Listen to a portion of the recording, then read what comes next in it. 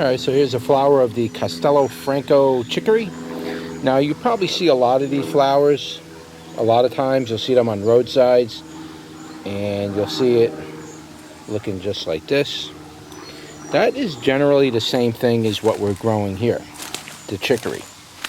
And the chicory can grow its first year and look sort of like a lettuce head, and then the second year it'll turn into this.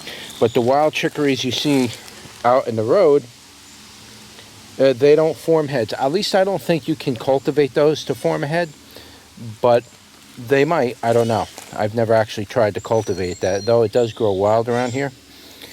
But that's what it looks like when it's flowering, and you can see it's quite big. So we will get seed from our Castelfranco Chicory, and I just wanted to show you those flowers, because being they're so beautiful. I'm sure I'm getting bleaching out here. How about now? I have to put you in like the shade. The sun literally bleaches out the image. That's what it looks like there. And another one down there. And these are the buds. Again, very similar to the chicory you see on the side of the road.